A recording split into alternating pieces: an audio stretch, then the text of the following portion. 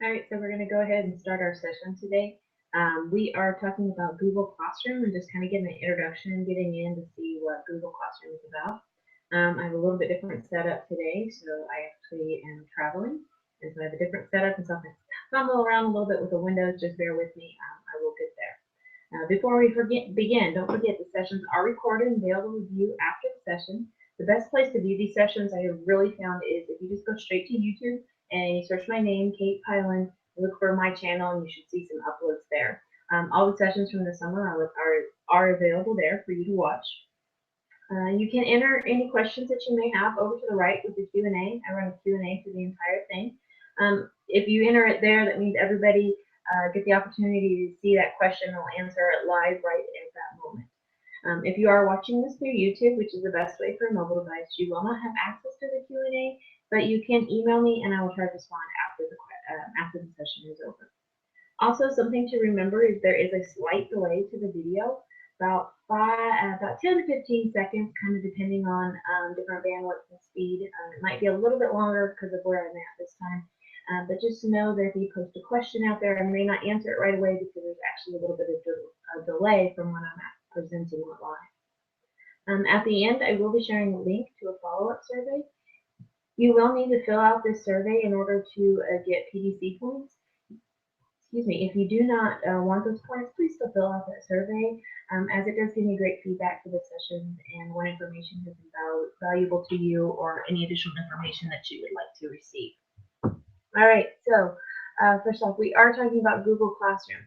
If you've not been into Google Classroom at all, I'm actually going to back out here into my window a little bit.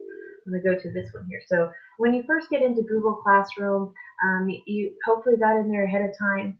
You want to join as a teacher. You could join as a student, but that kind of messes things up later when you want to create classes. So if you found you did join as a student, let me know. And I have to do some finagling. I can't remember quite what I have to do, but I have to do some finagling there to get you rejoined as a teacher. Your students, if they have never joined, they all have access to Google Classroom. They may not have actually just joined it. So you just have them go to classroom.google.com and they will join as a student. So their student is a little bit different. So the reason you join as a teacher is so that you can create classes. You do have to be approved in order to make classes.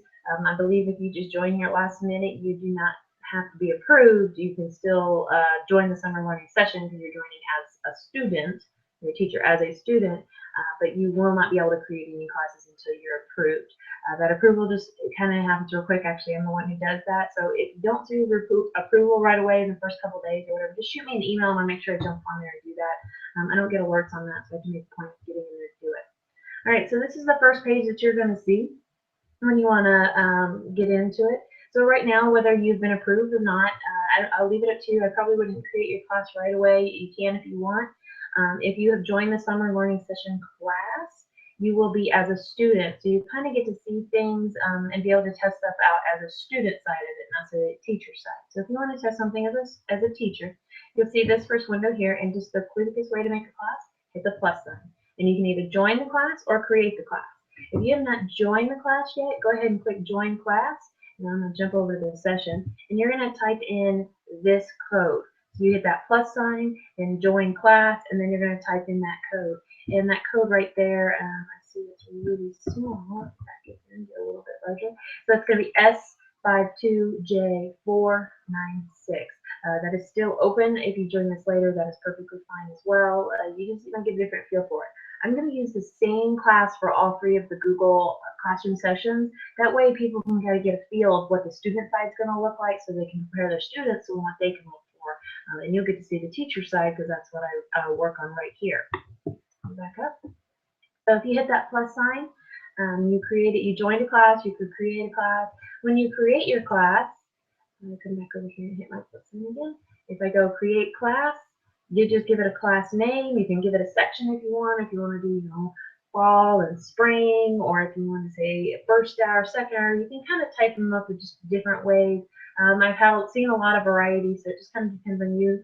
Usually for the class name, I typically see like first hour math or in second hour math, and then the section, they just put the year. That way it's 2015, 2016, this past year. But it's kind of up to you. I haven't seen a whole lot of difference between what you do. I just like the class name to be numbered because then it's kind of more a little bit alphabetically to look at it. Okay, so I'm going to go ahead and cancel because I'm not going to create this class. So this is kind of the home page or the landing page when you first get in, and this is going to be all your classes. Now I'm a teacher in all these classes, but if I was a student, those classes would be listed here as well. I think we just jump down a little bit. It kind of just gives you an overview. For a student, if they have an upcoming assignment, that actually shows up down in this area. So you can see that information there. I don't have any assignments posted for you guys. There is a little poll there just so you can see what that looked like, but that particular assignment didn't have a due date, so you don't see a due here.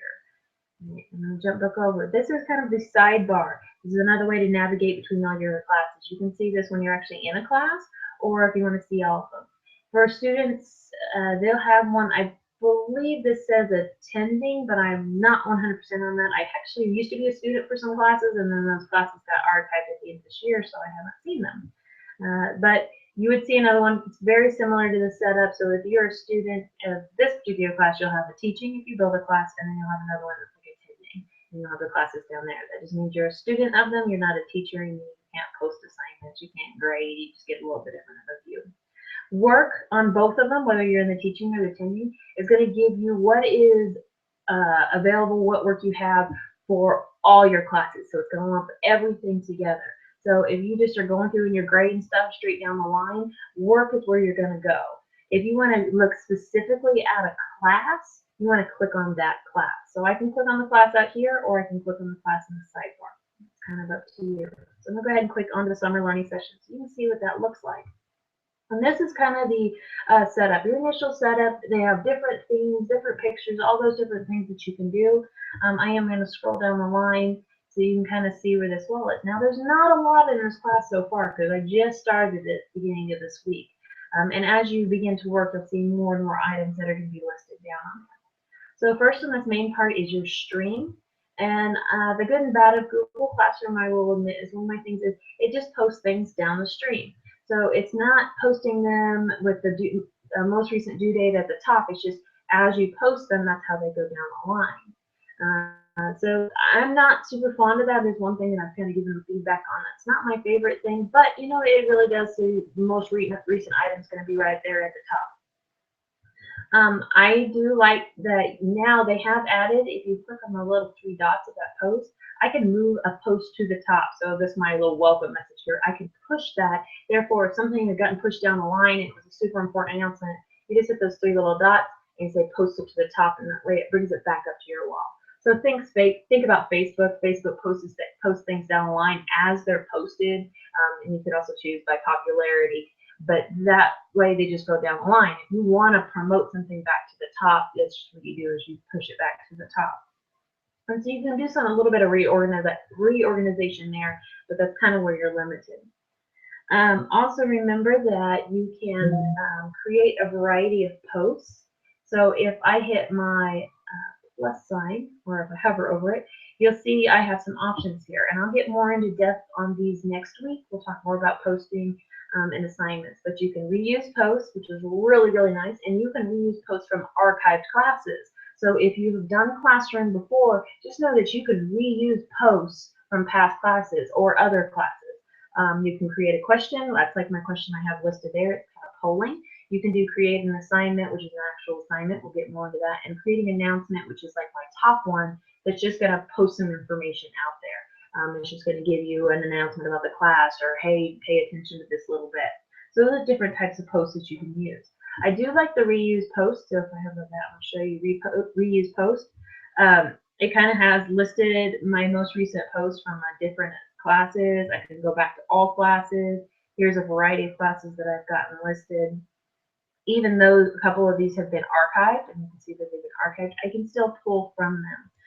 I haven't done a whole lot with them, so I can't tell you a ton about the reusing posts. I say select, and then see here's some posts, and I just have some kind of make up ones. So I just click on it, and I can reuse it, and you can reset your new dates, set new items, whatever you need to do with that.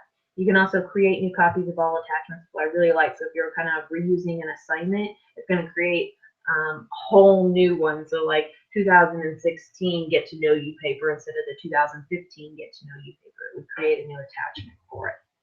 So that way it would kind of separate things out. So the reuse post is kind of a new feature. I'm not sure when they brought that one in, but it does come in handy. All right, the next tab that we have here is students. Under students, you can see the people that have gone ahead and signed up for the class, so I can view my students here. There are a couple different ways to add your students to class. What I did for you guys is I actually just sent you all an email in general with the code right in there, with that class code, so you could see the best way. I could have sent them individually if I went ahead and said invite and type in the emails here, or search for them. I can type it. I found it wasn't very easy when I was doing it in mass, so I chose not to do it that way, but I could come back here and say if I was going to invite, I can start typing in a name. This is probably not the way I would recommend for your large classes because it's going to take you some time. And then I can select somebody, and then I would say, and I could do another one, I can invite students. Now I'm going to cancel that. So that is not probably the recommended of mass adding students. I would do the class code, and really you could send the email out kind of like I did you guys. I gave you a mass email, put all the emails in there, say, hey, join Google Classroom through this code, or as they come to your class, you post this code up on the board and they enter it in right there, and you can walk them through the process and make sure they get in. Then what I would do later is those students that missed that day or they change class later, then you might invite them individually instead of having to wait for them to come back to you. You want to make sure they get all the announcements. You go ahead and invite them and shoot that email out to them because then they'll get some more of the directions more remotely as opposed to having them come to you. Again, either way is up to you. That's just kind of what I noticed for ease of getting people in. All right, so now also with this, within the student section, this is not under settings, but right here is the type of permissions that you're going to allow when it comes to posting and commenting in your classroom. So for teachers, a group of teachers, I would probably go ahead and say, yes, students can post and comment. I want them to be able to post their questions and other people can comment on those questions. I want them to post resources, all of that. So that's kind of your most open. Do you bring it back down, say students can only comment? So meaning I had posted a discussion question or an announcement, students can only comment on that. They can't post, but they can comment on my post. And then at the very bottom, only the teacher can post your comment, meaning the students can't do anything. They cannot post or comment. Yes, they can still respond to questions. They can still communicate back to you, but they can't actually post along that wall. So it depends on what kind of digital etiquette you want to start building with your students. I strongly recommend for the upper level, maybe you open that up a little bit to allow them some commenting because they need to start understanding what type of environment and what kind of things can they post in the Google Classroom world. So you might want to open up the commenting, but maybe only for your higher or smaller, more advanced classes, you have a little bit more work with them and close relationships. You might open up the can post, can comment. But again, those are conversations I would definitely have with your class because you want to build that digital etiquette with them and what they should post and what should not be posted. So just keep in mind that the posting permissions is in students, it's not in settings. That kind of threw me for a little bit. All right. Now, this is also in the area where if you would want to communicate with somebody, you would communicate with them. And I can check a couple of them, or multiple, and I can email multiple people. If I mute them, that just means they can't put any information in, they can't post anything. I believe they still can't answer assignments and do what they need to do there. Muting just means I'm not going to take you out of the class, but I'm not going to let you post, I'm not going to add comments, things like that. I had to do a little bit more research. I kind of read about it, but I haven't gone into a whole lot. All right, so I can email all three of these students. Maybe I just knew all three these students missed class that day. I can email them there. If I don't want to email all of them, I just come over and I can obviously check one, or I can just hit the email message, and this is going to load my email program, and therefore I can just email straight to that student. So you don't have to worry about misspelling a name or having the wrong address written in there between going from your email and Google Classroom. So you can just email it directly from there. All right, so that's how you can communicate with students, and that way it's going to be back and forth between them. And the next thing. I think Cole says he's gotten a little blurry. I'm not sure. My screen looks okay, but I'm not sure about you guys. I'm sorry, I can't answer that for you, Cole, right now. Yes, Lindsay emailed and she asked, or came on here, will students that do not have email still get those messages? No, they will not. So the lower levels, I don't know if we've opened it for sixth grade yet, honestly, Lindsay. It's something we talked about, an email for sixth grade. I'm not 100% positive that that's been opened up. Maybe another year. So sixth grade and below, they will not receive email. So to communicate with them, you're still going to have to kind of come up with your communication device with them. That's one thing that the Google Classroom doesn't do that I've seen in other programs is it doesn't have a communication just built into the learning management. So that kind of is a disadvantage there. If you wanted to make sure you had sort of a one open one-to-one back and forth communication with that student, what I'd actually recommend is create a Google Doc with that student so that you can have a communication back and forth and kind of see some things there and teach kids about commenting and how to tag people in commenting. And if you want to know more about that, that's something I will help you with. Just shoot me an email later. So you do have it for your lower levels that don't kind of have that communication open yet. Will it be there someday? Possibly. I don't know, but not right at this moment. All right, so next off, we talked about the students, so you can kind of go through that tab. And the last one is the About tab. So this is kind of the setup of the classroom. And it's just going to give you your general information. But the part that I really like here is the fact that you can invite in a co-teacher. So if you want to work with another teacher and build the classroom together, it's entirely up to you. Your lower levels, if you kind of have the same classes that float between science to English to math, maybe if you want to create them together, up to you. But you can invite teachers to be co-teachers to work with you. They can also post assignments. They can do grading along with you. They can post, they can grade, they can send messages to students. They kind of have basically all the same capabilities. The only thing they can't do is delete the class, I believe. I think you both can archive. The only one I'm not sure, but you invite, just like you invited a student to if I were wanting to invite somebody, I just search for them, I click on it, and I would add that teacher there. So you can have a co-teacher, which is super duper handy if you work with some other teachers that you want to co-teach, or if you have a sub that you want to co-teach while you were gone. It's kind of something you can put in there. Also, this is going to tell you some just general, you can give your description if you want to, not required. You want to have a room, great, can, not required. Just remember this is also where it's going to post kind of where your Google folder is. I'm going to talk about that here in a second, and the Google Calendar.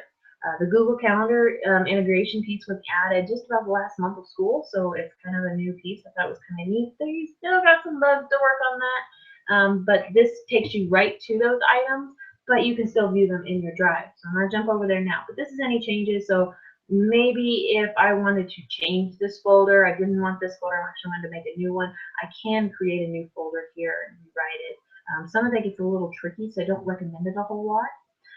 You can add particular materials. These should be posted, I believe, under the About section for the students. Hey, I'll even try that right now. So maybe there's just something in general that I want to share. I think I'm going to put my prior. This was my instructions for my prior learning session. I'm just going to add that right in there, and I'm going to post it.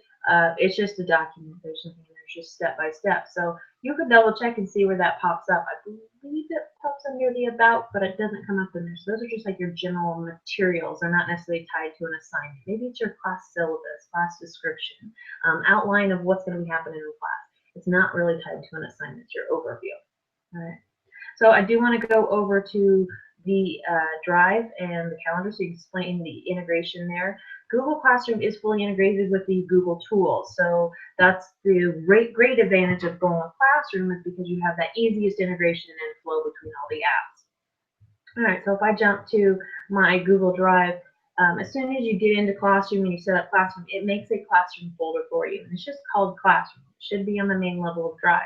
Once you go into Classroom, it will create a folder for every one of the classes that you join or ever a part of. And I actually pulled all mine out just a few minutes ago and put them all into past classes because I have too many here. So it just posts them right there. It creates that class. It automatically shares that folder. So this is now a shared folder with everybody in the class. If I open it up, it does not have any information in it, but I could pull things directly into this if I wanted to, and it would put it in there. This is also where all my assignments where all my anything that I would create, resources, copies of, would all show up here. So it kind of does some of that dividing up for you. I'm going to go to a past class so I can kind of get into it. This was one class that I joined for a little bit, but you see that it posts it directly in there. So these are my assignments. For the teacher side, it's just a little different. And there we go. So in the teacher side is it creates a folder per assignment, and then within that folder, if you had copies of it, it's going to put all the assignments and student work right in there. So I was a co-teacher for this particular class.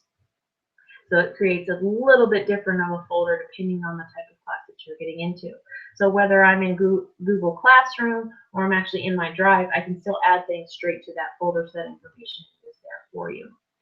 So it automatically creates that. I did find you can move this and it will still put things in that folder. If I move things out of this folder, they'll stay out of that folder. I can still tag them back to the assignment later, but it's always going to add new stuff back into this folder. It's not going to put it into a different folder down the road. So I can pull this folder out of the classroom. I don't know if it's something I'd really recommend, particularly if you're starting to teach students some organization skills in Google Drive right off. So you might tell them always just leave it in classrooms so it's tagged under that assignment. You can kind of build some things around that if you need to, if you go down the road later. But I did find you can move it. However, if you do delete it, just know that it will be in the trash, and assignments will still be created, but they'll be created in the folder in the trash can. So if a student says they can't find it, they might want to check they still have the classroom folder, and then once they go into their trash and they find the correct folder, I can click on it, and then I would make sure I restore it. It's going to restore it back, and then the assignments will go back in. So they don't want to actually delete that or throw that away, because they will not lose their assignments, but they won't be able to find them later on. The other thing that it does have that integration piece, like I said, was the calendar piece. I don't have a lot of assignments on here, and that's actually something I probably should do here in a second. It doesn't have anything listed, but if I were to create an assignment, this is the one piece I don't really care for, I admit that. The calendar is just not quite where I want it to be. So I'm going to, oh, there it put it in there. I did a follow-up survey so you can see. I actually had this as a scheduled post. So you may not have seen it before, but it just showed up at 4:15. I am going to create a new one because I don't want to mess that one up. So that's the survey later on if you want to use the survey straight from there. But maybe I want to create a question. Part of this is it's due tomorrow. It's the test question just so you can see it. Students can apply, students can edit. I'll talk more about these later. I'm going to go ahead and ask. But what I wanted it to kick was that due date. It says it's due tomorrow. So when I go to my calendar, you'll see that that actually posts up here. So the classroom does have the assignment piece. What I don't like is that I can't just post like, hey, upcoming test or information. It only puts the due date. I can add the items here in the classroom, and it'll be posted, and if I share this calendar with students, they can view my announcement. So if I say, practice today, that will show up here. It does not show up back over here. And if I go to calendar, it will not show up here. So you can see where I'm not totally sold on the calendar. I'm hoping that they catch up.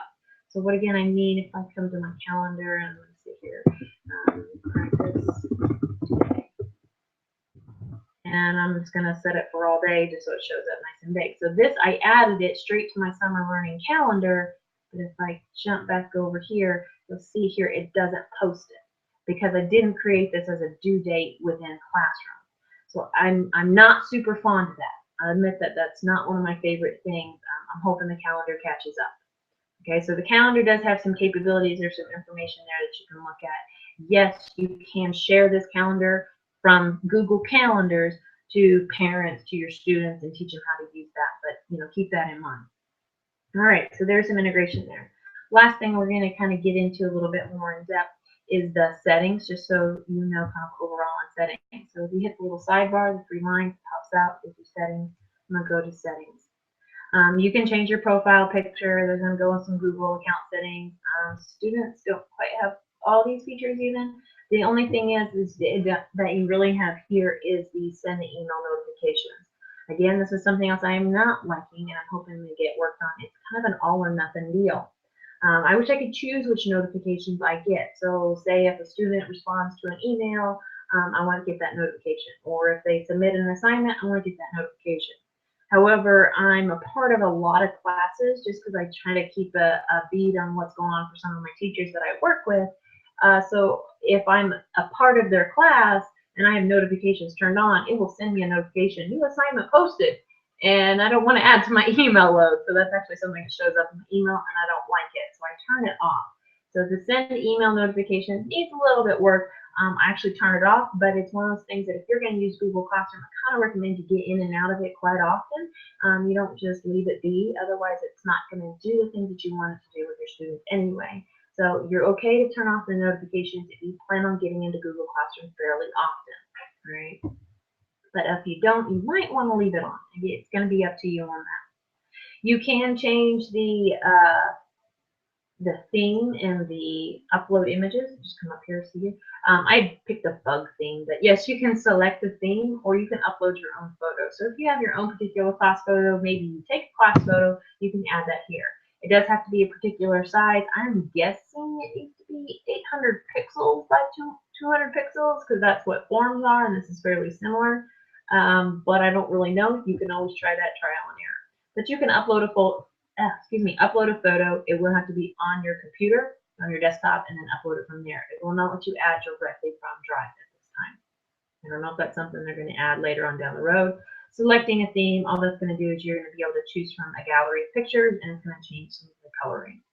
It's kind of locked in as I chose this bug picture, and it gave me the pinkish purpley look. I can't choose another color besides the pinky purpley look. So, you kind of live with what you want to at that point. Decide what's important to you on that. So overall, Google Classroom is fairly new. It is only about 2 years old, I think, maybe a little over 2 years. So it is still in its infancy. There is a lot of updates and a lot of things that they are doing all the time. So I do really like that about Google Classroom. There's some things that still need to be changing, but they are getting better. So kind of keep that in mind that if you are going to use this as a communication device and sharing assignments, which the sharing assignment is super duper awesome. So please join us for the next session for that, because that's the one thing I really, really love about Google Classroom is the assignment piece and the integration, but that assignment piece is really awesome for me. So just so you know, we are going to be meeting and talking about the classroom and talking about assignments and posts. We're going to get a little bit more in detail to talk about the workflow assignments next week on Tuesday the 9th at 8 o'clock. That one, and then the next one after that, we are going to be in another one on Google Classroom. I think it's on the grading piece and some information. I actually have to go back and look and see what exactly it's about, but the last one's on Classroom as well. Will be on Thursday. That will be the end of our summer learning series. So if you've attended any of these, all of them, thank you for doing these. I hope that they have helped you to some degree. It's kind of been nice to go back to the basics and be able to review with people just to get them comfortable with the tools that they have available to them. So Google Classroom, check it out. I do recommend you get in and mess around with things. If you would like me to put anything out there on Google Classroom, or particularly tests from the teacher side so you can see what it looks on the student, I am more than happy to do that. Just shoot me an email and we'll try to do that. I may try to work it into a session, so if I don't respond right away, that may be because I'm trying to work it into a session opposed to just doing it with you and I, so that maybe other people get that feel for it as well. Any other questions that you have, please ask them. You can use the follow-up survey, the link right there. Remember, it is case sensitive, capital M and a capital K at the beginning and the end. Please fill that out, even if you do not plan on getting credit for it. I do need that feedback, particularly on Classroom, to know what you guys want to learn more about. If you have any additional questions, feel free to email me personally if you would like to. Other than that, I'm going to hang on for about a minute or two just to account for that delay. But you can join us for our next session Tuesday night at the 9th at 8 o'clock about classroom and assignments and grading system. So, all right, you guys have a great rest of your day and your weekend. Talk to you later. Bye.